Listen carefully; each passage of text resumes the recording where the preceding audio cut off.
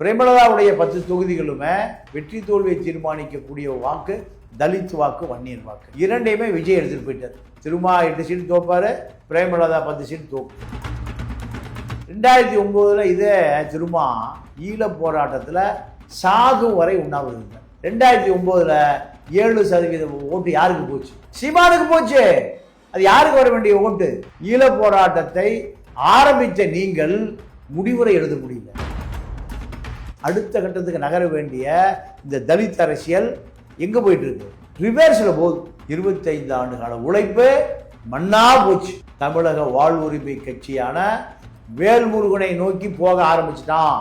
இதுதான் விசிகாவுடைய அழிவு. விசிகாவில் வீரியமான அரசியல் இல்லை, சாதி அரசியல் இல்லை, தலித் அரசியல் இல்லை, தமிழ் தேசிய அரசியல் இல்லை. என்ன இருக்கு? திமுக அரசியல் தான் இருக்கு. திமுக அரசியலை வைத்துக் கொண்டிருந்தால் தலித் இளைஞர் ஓட்டு போடுவானா? இந்த தேர்தலில் 4ஆம் தேதி ஒரு பெரிய பல பேருக்கு பெரிய அதிர்ச்சி காத்திருக்கிறது. அந்த அதிர்ச்சி அண்ணன் திருமாவுக்கும் காத்திருக்கிறது. கண்டிப்பா எலெக்ஷனுக்கு அப்புறம் விசிகா இருக்கிற இடமே இல்லாம போயிடும்னு சொல்றீங்க. எதை வச்சு அப்படி சொல்றீங்க? எனக்கு வந்த தகவல் படி விசிகா ஆட்கள் பூரா வேல்முருகனை போய் சந்திக்கிறாங்க. ஏன்னா கூட்டணி கட்சியான திமுக சாதி இந்துக்கள், அதாவது வன்னியர் உடையார்கள், இவர்களை சேர்த்தவே இல்லை. வன்னியத்திற்குள்ள வர வேண்டான்ட்டான் யாரு? திமுக. அப்ப அவன் அதிர்ச்சியா நிக்கிறான், உறைஞ்சி நிக்கிறான். சாதி தீண்டாமை இப்போ திமுகவுக்கு அதிகமா இருக்கு. இல்ல தொடர்ந்து இப்ப சொல்றீங்க திமுக வந்து பயந்துருக்கு அப்படின்னு சொல்றீங்க. யாரை பார்த்து தான் அப்படி பயந்துருக்கு? இந்த எலெக்ஷன்ல தான் விஜய் வந்திருக்கு. அப்ப விஜய் பார்த்து பயப்படுறாரு. பெரிய பயம். இப்ப தேர்தல் முடிஞ்சு போச்சு, ரிசல்ட்டுக்காக காத்திருக்காங்க. இந்த ரிசல்ட் வந்த பிறகுதான் அடுத்த ஆட்டம் ஆரம்பம். திமுகவும் அடுத்த ஆட்டம் ரிசல்ட்டுக்கு பிறகுதான், டிவிகேவும் அடுத்த ஆட்டம் ரிசல்ட்டுக்கு பிறகுதான். இந்த தேர்தலில் திமுக 10,000 கோடி, அதிமுக 10,000 கோடிய மக்களுக்கு வாரி இறைச்சிருக்காங்க. 20,000 கோடி இந்த தேர்தலில் லஞ்ச லாவணிய ஊழல். இந்த போட்ட பணத்தை திருப்பி எடுக்கணும். அதிகாரியும் அமைச்சர்களும் உட்கார்ந்து ஏப்பா அந்த போட்ட காசு எப்படி எடுக்கிறது, இதை பற்றி ஐடியா சொல்லு. இப்படித்தான் இனிமேல் திட்டங்கள். ஸ்டாலின் அவர்களை வந்து பேட்டி எடுத்திருக்காங்க. திமுகவுக்கு வந்து பாசிட்டிவா இருக்கிற பேட்டிஸ், கொஸ்டின்ஸை மட்டும் அவங்க வச்சிருந்திருக்காங்க. சில கொஸ்டின்ஸ் எல்லாம் அப்படியே ரிஜெக்ட் பண்ணியிருக்காங்க. இது வந்து அந்த யூடியூபர்ஸே குழம்புறாங்க. இல்லை, அந்த யூடியூபர்ஸுகளுக்கு அரசியல் அனுபவமே இல்லை. ஒரு ஆளுங்கட்சி முதலமைச்சர் எதிர்த்து கேட்டால் அது ஒளிபரப்பாகுமா? அந்த அறிவு வேண்டாம் இவர்களுக்கு. அண்ணனுக்கு ஜெய் இதைத்தானே போடுவான். கசாப்பு கடைக்காரங்கிட்ட போய் எப்பா கருணையோடு இருப்பான். அவன் ஒரே வெட்டி சதக்குன்னு என்ன வெட்டுவான்? தலை வேற, கை வேற, காடு வேற தான் வெட்டுவான். எப்பா நீ கசாப்பு கடைக்காரன் தானே, கொஞ்சம் ஆன்மீகத்தை படிச்சுட்டு கருணையோடு இருப்பா. வள்ளலார் மடத்துக்கு போய் சேருவானா? டேய் என்ன கேள்வி கேட்கிற? 2000 வாங்கினீங்கள? என்ன கேள்வி? சவுண்டா? உன்னுடைய ஓட்டை நான் பர்ச்சேஸ் பண்ணிட்டேன், காசு கொடுத்து வாங்கிட்டேன். உனக்கு கேட்கற என்ன ரைட்ஸ் இருக்கு? ஜனநாயகமாவது உரிமையாவது தொலைச்சு. நிம்மதி ப்ராப்பர்ட்டி மேனேஜ்மெண்ட். உங்கள் பழைய வீட்டை புதிய வீடாக மாற்றலாம் வாங்க. வாய்ஸ் ஆஃப் தமிழ்நாடு நேயர்களுக்கு வணக்கம். இன்று நம்மோட சிறப்பு நேர்காணல்ல மூத்த பத்திரிகையாளர் தமிழா பாண்டியன் இருக்காங்க. வாங்க பேசலாம். வணக்கம். ஸ்டாலின் அவர்களா இருந்தாலும் சரி, இல்ல மற்ற தலைவர்களா இருந்தாலும் சரி, இதுவரைக்கும் வந்து விஜய் அவர்களை வந்து தொடர்ந்து விமர்சனம் பண்ணிட்டு தான் வந்தாங்க. அவங்க தற்கொலை, எங்கே போனா ஒழுங்கா பேச மாட்டாரு, 6 மணிக்கு மேல அவர் வண்டி ஓடாது, அப்படி இப்படின்னு சொல்லிட்டு அவர் வந்து தொடர்ந்து தாக்கி பேசிக்கிட்டு தான் இருந்தாங்க. ஆனா இப்போ இந்த எலெக்ஷன் முடிஞ்சதுக்கு அப்புறம் அவரை பத்தி யார் கொஸ்டின், எது பத்திரிகையாளர்கள் ஏதோ ரிப்போர்ட்டர்ஸ் கொஸ்டின் கேட்டா அவங்க பதில் சொல்ல மாட்டேங்கிறாங்க. அது முழுக்க தவிர்த்துட்டு போயிடுறாங்களே, அது என்ன காரணம்? இல்லை, அவங்களுக்கு தேர்தலுக்கு அரசியல் தேவைப்பட்டது. இப்போ தேர்தல் முடிஞ்சு போச்சு, ரிசல்ட்டுக்காக காத்திருக்காங்க. இந்த ரிசல்ட் வந்த பிறகுதான் அடுத்த ஆட்டம் ஆரம்பம். திமுகவும் அடுத்த ஆட்டம் ரிசல்ட்டுக்கு பிறகுதான், டிவிகேவும் அடுத்த ஆட்டம் ரிசல்ட்டுக்கு பிறகுதான். ஓ நீங்க கடுமையா உழைச்சாச்சுமா. இப்ப எல்லாம் ஊட்டி, கொடைக்கானல், காசு இருக்கிறவங்க தகுந்த மாதிரி லண்டன், பிரான்ஸ், சுவிட்சர்லாந்து, பிளாரிடோ, அமெரிக்கா, ஹோனோலூலு, இப்படி உலகம் பூரா போயிட்டாங்க. அப்போ இது ஒரு 10 நாள் ஓய்வு. எல்லாம் இப்போ பேட்டியெல்லாம் கொடுக்க முடியாதியா? அரசியலுக்கே ஓய்வு.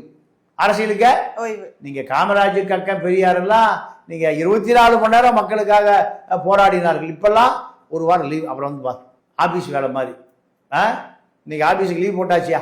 யோ இன்னைக்கு மக்கள் பிரச்சனை நல்லா ஒரு வாரம் கழிச்சு பாரியா, செத்து போயிட்டு சாவுங்க, எனக்கு அதை பத்தி கவலை இல்லை. நான் இப்போ சுவிட்சர்லாந்து போயிட்டு இருக்கேன். எங்க? சுவிட்சர்லாந்து போயிட்டு இருக்கேன். இப்படி ஆகி போச்சு அரசியல். இந்த அரசியல நீங்க Vijay Switzerland, Udhayanidhi Switzerland, Anbumani Switzerland, தலைவர்கள் பூராம எல்லாம் சுவிட்சர்லாந்து கட்சி தான். அப்போ இங்க ஏழை எளிய பஞ்சை பராரி மூட்டை தூக்குறவன், வண்டி இழுக்கிறவன், ஆட்டோ ஓட்டுறவன், இப்போ சாக்கடையா ஆள்றவன், சுத்தி இவனுக்கான அரசியலே இல்லை. எல்லா அரசியல் யாருக்கான அரசியல்? சுவிட்சர்லாந்துல ஓய்வு எடுக்கிறதுக்கான அரசியல். இந்த தேர்தலில் திமுக 10,000 கோடி, அதிமுக 10,000 கோடிய மக்களுக்கு வாரி இறைச்சிருக்கான். 20,000 கோடி இந்த தேர்தலில் லஞ்ச லாவணிய ஊழல், வாக்காளர்களுக்கு ஊழல். அப்போ 10,000 கோடி ரூபா கொடுத்துருக்கான, எத்தனாயிரம் கோடி வச்சிருப்பான். இந்த போட்ட பணத்தை திருப்பி எடுக்கணும், போட்ட பணத்தை திருப்பி எடுக்கணும். 2 ஆளுக்கு 10,000 கோடி போட்டிருக்கான். ஒவ்வொரு எம்எல்ஏவும் 50 கோடி ரூபா செலவு பண்ணியிருக்கான். 2 லட்சம் பேருக்கு வாக்காளருக்கு 2000 கொடுத்துருக்கான். இனிமேல் அதிகாரியும் அமைச்சர்களும் உட்கார்ந்து ஏப்பா அந்த போட்ட காசு எப்படி எடுக்கிறது, இதை பற்றி ஐடியா சொல்லு. இப்படித்தான் இனிமேல் திட்டங்கள். திட்டம் எப்படித்தான் மக்களை கடுமையாக வதைப்பாங்க. மக்கள் போறானா போலீஸை வச்சு அடிப்பான். லத்தி சார்ஜ் தான் எல்லா பக்கம். அரசியல்வாதி நீங்கள் காரு புறப்படுறதுக்கு முந்தையே ஏசி போட்டு வைக்கணும்.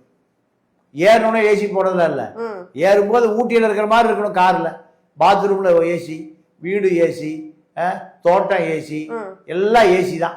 ஏன்னா 50 கோடி ரூபா கொடுத்து அரசியலுக்கு வந்தாச்சு. இப்போ 100, 200, 300 கோடி திருடணும். அடுத்த தேர்தலுக்கு ஒரு 200, இது 50 கோடி 100 கோடி ஆயிரும். அடுத்த தேர்தலுக்கு 31 தேர்தல் செலவு டபுள் மடங்கு ஆகும்ல.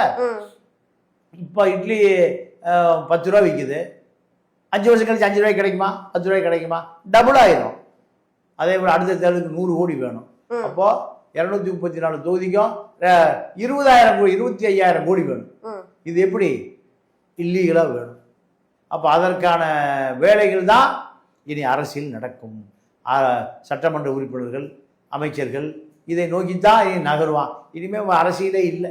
டேய் என்ன கேள்வி கேட்குற, 2000 வாங்கினீல, என்ன கேள்வி, சவுண்டா, காசு கொடுத்து, காசு யோ உன்னுடைய ஓட்டை நான் பர்ச்சேஸ் பண்ணிட்டேன், காசு கொடுத்து வாங்கிட்டேன், உனக்கு கேட்குற என்ன ரைட்ஸ் இருக்கு? ஜனநாயகமாவது உரிமையாவது தொலைச்சு நீ தான் வித்துட்டியாடா உன் பொருளை வித்துட்டி. செந்தில் பாலாஜி 5000 கொடுத்து வாங்கியிருக்காரு, வேலுமணி 5000 கொடுத்து வாங்கியிருக்காரு, தங்கமணி 5000 கொடுத்து வாங்கியிருக்காரு, ஹெல்த் விஜயபாஸ்கர் கோதுமையில் மாத்திரை செஞ்சு கொடுத்து 1000 ரூபா 10,000 கொடுத்து வாங்கியிருக்காரு. இங்க வாங்கின ஆளுகள் பூரா கஷ்டையோட விலை கொடுத்து வாங்கியிருக்காங்க. யார? இந்த மக்களுடைய ஓட்டை.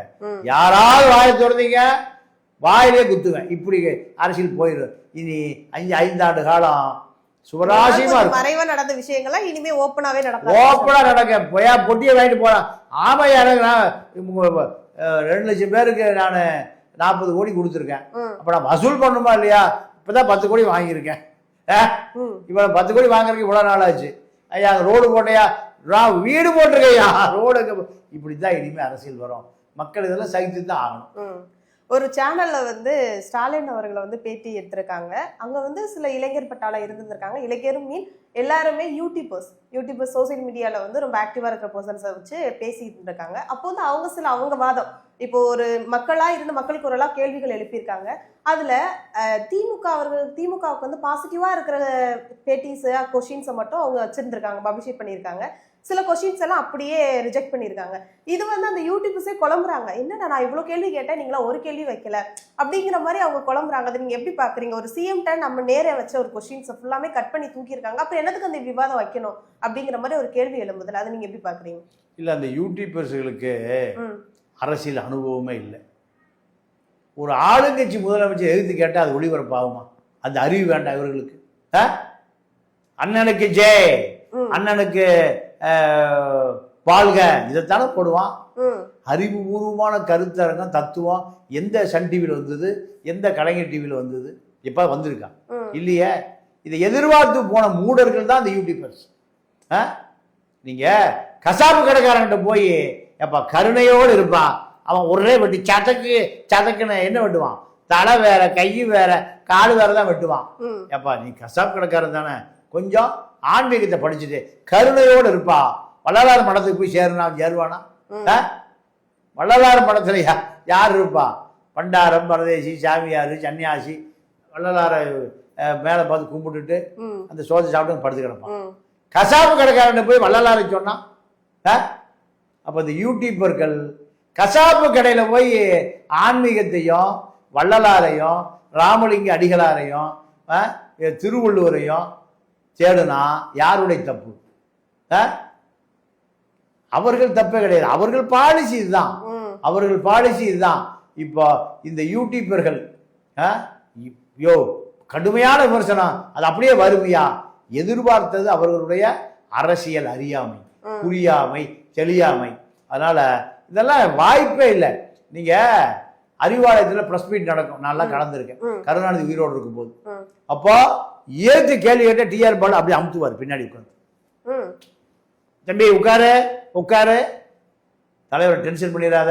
அப்போ அவர் எதை விரும்புகிறாரோ அதான் கேட்கணும், இல்லைன்னா ஜெயலலிதா எது கேட்கலாம். திமுகவையோ கருணாநிதியோ கருணாநிதி குடும்பத்தையோ எது கேட்டா தடி 7 அடி இருப்பார் டிஆர் பாலு. தெரியுமா, பயில்வா பக்ரிசாமி மாதிரி இருப்பாரு. தோலை பிடிச்சி அழுத்துறான், ஷோல்டர் தனியா வந்துடும், ஷோல்டரை தனியா வந்துடும். அறிவாலயத்தில் நடக்கும். இப்போ இதெல்லாம் தெரியாத இளைஞர்கள், யூடியூப் இளைஞர்கள், ஒரு 25 வயது இளைஞர்கள் என்ன நினைக்கிறான்? கேள்வி கேட்டா வந்துருமையா பதில்? நீங்க அத்தனை பேருக்கும் 10,000 கொடுத்தாங்க, கூட்டிட்டு போயிருக்காங்க. எதுக்கு? கெஸ்ட் ஃபீஸ் 10,000 ரூபா. இவன் போனது கூட 10,000 ரூபா ஆசைப்பட்டு போயிருக்கான். அங்க எதிர்த்து கேள்வி கேட்டால் செய்தி வராது என்பது தாமதமாக புரிந்து கொண்ட இவர்கள் பத்திரிகையாளர்களாக இன்னும் பக்குவப்படவில்லை. திமுக எந்த காலத்திலையும் பக்குவப்படாது, திமுக எந்த காலத்திலையும் பக்குவப்படாது. அதனால எந்த ஆளு ஜெயலலிதாவை எழுத்து கேட்டீங்கன்னா மைக்கு தூக்கி வீசிட்டு போயிரு. ஜெயலலிதாவை கரண் தப்பார் அவரை கேள்வி கேட்டோடனே மைக்கு தூக்கி வீசிட்டு போயிடுச்சு. பார்த்துருக்கீங்களா? இப்படி அவர்கள் விரும்புகிற கேள்வி நீ கேட்க வரைக்கும் தான் பதில் வந்துட்டு இருக்கும். நீங்க விமர்சனங்களை வைத்தீங்கன்னா அதெல்லாம் வெட்டிடுவான், இல்லைன்னா ஒட்டிடுவான். இதுதான் அங்க நடந்திருக்கு. இப்போ பிரேமலதா அவர்கள்ட்ட வந்து கொஸ்டின் கேட்டதற்கு அவங்க சொல்லியிருந்திருக்காங்க, கண்டிப்பா இந்த வட்டம் எலெக்ஷன்ல வந்து 234 தொகுதியில கண்டிப்பா 200 தொகுதிகள் வெற்றி பெற்று திமுக கண்டிப்பா அடுத்த ஆட்சி அமைக்கும் அப்படிங்கிற மாதிரி சொல்லியிருக்காங்க. அதை நீங்க எப்படி பாக்குறீங்க? இல்லம்மா, அந்த அம்மா பொறுத்த வரைக்கும் அந்த அம்மா 10 சீட்ல 1 சீட்டு கூட ஜெயிக்காது. நான் அடுத்து அதான் கேட்கணும்னு நினைச்சேன். ஆமா, என்ன காரணம்னா இங்க அந்த அம்மா நின்ன தமிழ்நாட்டினுடைய வடபகுதி தலித்து வாக்குகள் அப்படியே வெளியேறிடுச்சு, திமுக விட்டே வெளியேறிடுச்சு. மிச்சம் இருந்தது இந்த அம்மா திருமாவளவனை விருத்தாச்சலம் கூட்டத்தில் அவமதிப்பு பண்ணுது. என்ன போய் நீ அறிமுகப்படுத்துறதா?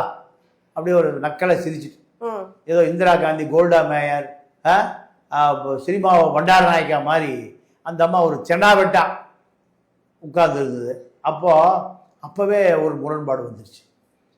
விசிகா வாக்குகள் தான், விசிகா வன்னியர் வாக்குகள் தான் அந்த பகுதியில் ரெண்டுமே விஜய்கிட்ட வெளியேறிடுச்சு. அப்புறம் எப்படி பிரேமலதா ஜெயிக்கும்? பிரேமலதாட்ட வாக்கே இல்லை. விஜயகாந்த் என்னைக்கு ஐசிக்கு போனவரோ அன்னைக்கே கட்சியும் ஐசிக்கு போயிடுச்சு. அப்போ திமுக பதறி போய் பிரேமலதா கூட விட்டுறக்கூடாதுடா, ஒரு 1/2% ஓடாம. அப்ப திமுகவுக்கு 1/2% வாக்கு கூட ரொம்ப தேவைப்படுது. திமுக எப்படி தோல்வி பயந்துருந்தது? அப்போ தோல்வி அடைபவர்களுடைய கூட்டணி, வெற்றி அடைபவர்கள் வெற்றி கூட்டணி இல்லை. இந்த கூட்டணிக்கு பேரு தோல்வி கூட்டணி. திமுக திருமாவளவனுக்கு 8, வேலுமுருகனுக்கு சீட்டே இல்லை. 1/2% இருக்கிற பிரேமலதாவுக்கு 10 + 1 நாடாளுமன்ற உறுப்பினர், 300 கோடி ரூபாய் பணம். அப்போ திமுக எங்க சரிவுல நிற்கிறது தெரியுதா? கடல்ல தத்தரிக்கிறவன் கப்பல் வர வரைக்கும் காத்திருக்க மாட்டான், கட்டை கிடைச்சா தப்பிச்சிருவான். அப்படி கிடைச்ச கட்டை தான் பிரேமலதா. தோல்வி பயத்தின் விளிம்பில் இருந்த திமுக இந்த 1/2% வாக்க கூட இழக்க தயாராக இல்லை என்பதுதான் அந்த பிரேமலதா கூட்டினுடைய ரகசியம். பிரேமலதாவுடைய 10 தொகுதிகளுமே வெற்றி தோல்வியை தீர்மானிக்கக்கூடிய வாக்கு தலித் வாக்கு, வன்னியர் வாக்கு, இரண்டையுமே விஜய் எடுத்துட்டு போயிட்டார். 2 வாக்குகளுமே விஜய் எடுத்துட்டு போனதுக்கு பின்னாடி எப்படி பிரேமலதா ஜெயிக்கும்? 10 சீட்டும் மிகப்பெரிய தோல்வி. அந்த தோல்விக்கு காரணம் திமுக கூட்டணி இருக்கக்கூடிய வன்னியர்களும் தலித்துகளும் இந்த கூட்டணியை விட்டு வெளியேறி விட்டார்கள். அதனால வாய்ப்பே இல்லை. திருமா 8 சீட்டு தோப்பாரு, பிரேமலதா 10 சீட்டு தோக்கும். இதுதான் இவர்களுடைய 4ஆம் தேதி ரிசல்ட் 4ஆம் தேதி தேர்தல் முடிவு இப்படித்தான் இருக்கும். இல்ல தொடர்ந்து இப்ப சொல்றீங்க திமுக வந்து பயந்துருக்கு அப்படின்னு சொல்றீங்க. யாரை பார்த்து தான் அப்படி பயந்துருக்கு? வாக்காளர்களை பார்த்தான். வேற யாரை பார்த்து பயப்படுவாங்க? வாக்காளர்களை. இல்ல இவ்வளவு எலெக்ஷன்ல வராத பயம் இந்த எலெக்ஷன்ல மட்டும் வர காரணம் என்ன? இல்ல இந்த எலெக்ஷன் எப்படின்னா, இந்த எலெக்ஷன்ல தான் விஜய் வந்திருக்காரு. அப்ப விஜய் பார்த்து பயப்படுறாரு. பெரிய பயம். விஜய் தான் கூட்டம் கூடுது, ஓட்டு போடுறான், விசில் அடிச்சான் குஞ்சுகள் பூரா திமுகவுடைய ஒரு 75 வயசு மந்திரியை எழுத்து நிற்கிறான். வயசே இவனுக்கு 25 தான். 3 தலைமுறை. துரைமுருகனுக்கு 75, 25, 50, 75. இந்த 25, 75 போது இவன் அண்ணாவும் தெரியாது, பெரியாரும் தெரியாது, நல்லகண்ணும் தெரியாது. அவனுக்கு தெரிஞ்சு போற விஜய் திரிஷாவும் தான். ஆனா பெரியாரை பார்த்த, அண்ணாவை பார்த்த, கருணாநிதியை பார்த்த, எம்ஜிஆரை பார்த்த துரைமுருகன் யாரை பார்த்து பயப்படுறாரு? 25 விசில் குஞ்சு அணில் குஞ்சை பார்த்து பயப்படுறாரு. அப்போ அரசியல் நீ மக்களுக்கு அரசியல் கற்றுக் கொடுக்கல. ஆத்து மண்ணை திருடுவதை மட்டும்தான் துரைமுருகன் கற்றுக் கொடுத்துருக்காரு. ஆத்து மண்ணை 10 ரூபாய்க்கு எப்படி சரக்குக்கு 10 ரூபா பாலாஜி எப்படி சாராயத்தில் பணம் அடிக்கிறது அவர் கற்றுக் கொடுத்துருக்காரு. மூர்த்தி 1% தனியாக மூர்த்திக்கு போயிடணும், அது மாப்பிள்ளைக்கு போயிடும். எங்கே பத்திரப்பதிவு செஞ்சாலும் 1% அங்கே போயிடணும். இப்படித்தான் நடந்தது. அப்போ இதெல்லாம் மக்களுக்கு மிகப்பெரிய கோபம். அந்த கோபத்தினுடைய வெளிப்பாடு தான் திமுகவினுடைய பயம். இப்ப தொடர்ந்து வந்து விசிகாவை சொல்றீங்க, இருக்கிற இடமே இல்லாம போயிரும் அப்படிங்கிற மாதிரி. கண்டிப்பா எலெக்ஷனுக்கு அப்புறம் விசிகா இருக்கிற இடமே இல்லாம போயிரும்னு சொல்றீங்க. எதை வச்சு அப்படி சொல்றீங்க? அவங்கதான் ஸ்ட்ராங்கா தான் நிக்கிறாங்க, எலெக்ஷன்ஸ் எல்லாத்தையுமே ஒழுங்கா இது பண்ணிக்கிட்டு இருக்காங்க, திமுகவோட கூட்டணியில இருக்காங்க. எதை வச்சு சொல்றீங்க விசிகா இல்லாம போயிரும் அப்படின்னு? இப்போவே எனக்கு வந்த தகவல் படி விசிகா ஆட்கள் பூரா வேல்முருகனை போய் சந்திக்கிறாங்க. வேல்முருகனை சந்திக்கிறாங்க. நீங்கள் கடலூர் மாவட்டம், கடலூரை ஒட்டி இருக்கக்கூடிய விழுப்புரம் மாவட்டம், இப்படி ஒரு 3 மாவட்டங்களில் ஒரு 25 சட்டமன்ற உறுப்பினர்கள், ஒரு 4 நாடாளுமன்ற உறுப்பினர்கள் தொகுதியில் விசிகாவினுடைய ஆட்டம் பாட்டம் எல்லாம் சொந்த கட்சிக்காரர்களால் நீங்கள் கடுமையான மன உளைச்சலுக்கு ஆளாக்கப்பட்டிருக்கு. ஏன்னா கூட்டணி கட்சியான திமுக சாதி இந்துக்கள், அதாவது வன்னியர் உடையார்கள், இவர்களை சேர்த்தவே இல்லை. வன்னியர்களுக்கு வர வேண்டான்ட்டான் யாரு? திமுக. அப்ப அவன் அதிர்ச்சியா நிக்கிறான், உறைஞ்சி நிக்கிறான். இந்த சாதி தீண்டாமை இப்போ திமுக விட்டு அதிகமா இருக்கு. இந்த தீண்டாமை நமக்கு அரசியலை, இந்த தீண்டாமை நமக்கு ஒரு பெரிய அங்கீகாரத்தை கொடுக்கும் அரசியல் தான் அவன் விசிகாவுக்கு வர்றான். விசிகாவில் அந்த தீண்டாமை தான் வளர்ந்துருக்கு 25 ஆண்டு காலமா, 4 நூற்றாண்டு காலமா. அப்போ அவன் அங்க இருப்பானா, கிளம்புவானா? அரசியல் அங்கீகாரம் அவனுக்கு கிடைச்சா தீண்டாமை ஒளியில் தானே வர்றான். அங்க மறுபடியும் 25 வருஷம் கழிச்சு எது வந்திருக்கு? தீண்டாமை வந்திருக்கு. அப்ப அவன் என்ன பண்ணுவான்? திமுகவால் தீண்டாமை வந்திருக்கு, வேண்டாம், உங்க சாவகாசம் வேண்டாங்கிறான். கள்ளக்குறிச்சி இருக்கிற வசந்தா கார்த்திகேயன் திமுக மாவட்ட செயலாளர், நீங்க பின்னாடியே வராதீங்கிறான். எல்லா மாவட்ட செயலாளர் தான், ஒரு ஆளு பட்டியல் போட்டு அதுக்கு 1/2 மணி நேரம் ஆயிரும். நீங்க பின்னாடியே வராத. அப்போ தீண்டாமை 25 ஆண்டுகளுக்கு பிறகு பட்டம் எடுத்து நிற்குது. அப்போ அவன் வேற்றிடத்தை நோக்கி போக ஆரம்பிச்சிட்டான். அத்தனை பேர் இப்போ வேல்முருகனை நோக்கி போறான். நீங்க இதே சூழல் தான் 2009 நடந்தது. 2009 இதே திரும்ப ஈழ போராட்டத்தில் சாகும் வரை உண்ணாவிரதம் இருந்தார். உண்ணாவிரதம் இருந்து ஈழ போராட்டத்தில் நீங்க தேசிய தலைவர் பிரபாகரனோடு மிக நெருங்கின கூட்டாளி. ஆனால் 2009 7% ஓட்டு யாருக்கு போச்சு? சீமானுக்கு போச்சு. அது யாருக்கு வர வேண்டிய ஓட்டு? அப்போ தமிழ் தேசிய போராட்டத்தை, ஈழ போராட்டத்தை ஆரம்பித்த நீங்கள் முடிவுரை எழுத முடியல. முடிவுரை எழுத முடியல. முடிவுரை யார் எழுதுனா? சீமான் எழுத ஆரம்பிச்சான். சீமான்ட்ட 7% 50 லட்சம் பேர் போனான். அந்த 50 லட்சம் பேருக்கு தலைமை தாங்கிற தகுதியை நீங்க இழந்ததுனால தான் எங்க போனான்? சீமான உங்க பின்னாடி தான் தெரிஞ்சான். சீமான் உங்களுக்கு பின்னாடி தான் தெரிஞ்சார். இப்படியாவது ஒரு எம்எல்ஏ ஆயிரம் விஜயகாந்த் கட்சியில் சேர்ந்து, இதுதான் அவருக்கு கொள்கை. ஆனால் இவரை ஈழ போராட்டம், தேசிய போராட்டம், இந்த தலித் இளைஞர்கள் பூரா தலித்தியத்தை தாண்டி தமிழ் தேசியத்துக்கு வந்துட்டான்.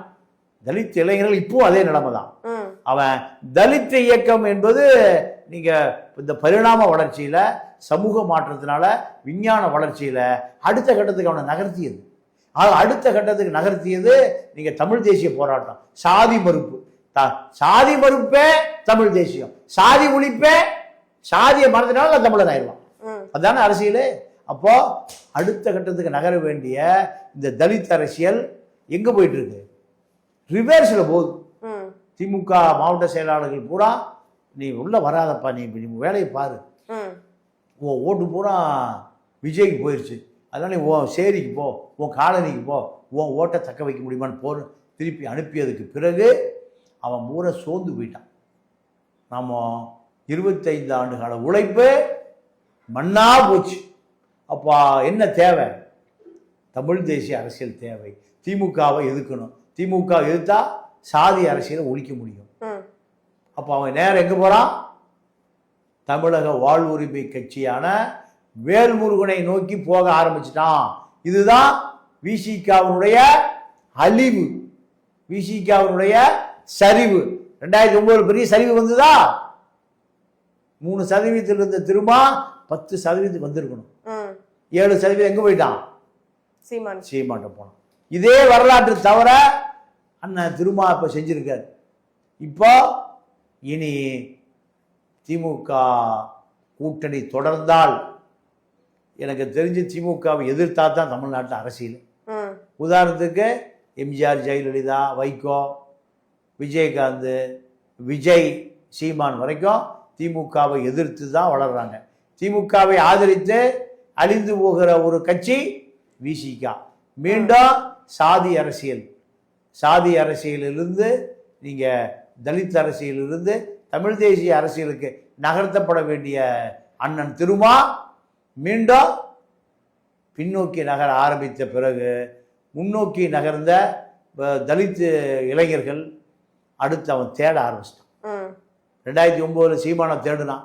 15 வருஷம் ஆயிடுச்சு. சீமானிடம் இருந்தவன் தமிழ் தேசிய அரசியலை செய்யவில்லை என்பதனால தான் ராஜீவ்காந்தி கல்யாணம் அங்கிருந்து வெளியேறினான். இப்போ அதே நிலைமை விசிகாவிலிருந்து மிகப்பெரிய வெளியேற்றம் நடந்து கொண்டிருக்கிறது அமைதியாக. இப்போ விசிகா 8 தொகுதியில நிக்கிறாங்க. எந்த தொகுதியில அவங்க வின் பண்ண வாய்ப்பு? 8 தொகுதியும் தோத்து போகும், தோல்விதான். எதை வச்சு அப்படி சொல்றீங்க? அவங்களுக்குன்னு சில இடங்கள் இருக்கு. காட்டுமன்னார் கோயில்ல எப்பவுமே வின் பண்ணுவாங்க, செய்யூர்ல எப்பயும் வின் பண்ணுவாங்க இல்லையா? நீங்க எப்படி மொத்தமா 8 காலி அப்படின்னு சொல்றீங்க? 8 தொகுதியிலையும் போன முறை வாங்கிய அந்த வாக்கு சதவீதத்தை பாருங்க. எவ்வளவு வாக்கு சதவீதத்தில் ஜெயிச்சாங்க? எல்லாம் 2000, 3000, 4000 தான். பண்டூட்டியில வேல்முருகனே 4000 ஓட்டு தான் ஜெயிச்சிருக்காரு. இப்ப போய் ஒரு முகமதியர் ஜெயிக்க முடியுமா? வாய்ப்பே இல்லை. நீங்க செய்யாறுல இப்போ சிந்தனை செல்வன் நிற்கிறாரு. போன முறை செய்யாறுல எவ்வளவு வாக்கு வித்தியாசம் ஜெயிச்சாங்க? 2000, 3000 தான். இப்போ 2000, 3000 பூரா எங்க போயிருச்சு? விஜய்கிட்ட போயிருச்சு. அங்க போய் கடன் வாங்கினா ஜெயிக்கலாம். அப்போ 8 தொகுதிகளும் திமுகவே தடுமாற்றத்தில் இருக்கு. திமுகவே தடுமாற்றத்தில் இருக்கு. திமுகவை நம்பிய விசிகா எனக்கு தெரிஞ்சு விசிகாவில் ஒரு பெரிய பொறுப்புல இருக்கக்கூடிய ஒரு தலைவர். அந்த தலைவர் அவருடைய வாரிசுகள்லாம் வெளிநாட்டு செட்டில்டு. அந்த வாரிசு சொல்லுது, இந்த கட்சிக்கு ஓட்டு போடாத, விஜய்க்கு ஓட்டு போடு. பெரிய பொறுப்புல உள்ள ஒருவர். அவர் விஜய்க்கு போட்டு வந்திருக்கார். யாரு? எந்த கட்சியில் உள்ளவர்? விசிகாவில் ஒரு பெரிய பொறுப்பில் உள்ளவர். நடந்திருக்கு பார்த்தீங்களா? அப்போ என்ன ஆச்சு? விசிகாவில் வீரியமான அரசியல் இல்லை, சாதி அரசியல் இல்லை, தலித் அரசியல் இல்லை, தமிழ் தேசிய அரசியல் இல்லை. என்ன இருக்கு? திமுக அரசியல் தான் இருக்கு. திமுக அரசியலை வைத்து கொண்டிருந்தால் தலித் இளைஞர் ஓட்டு போடுவானா? படித்த தலித் பெண்கள் ஓட்டு போடுவாங்களா?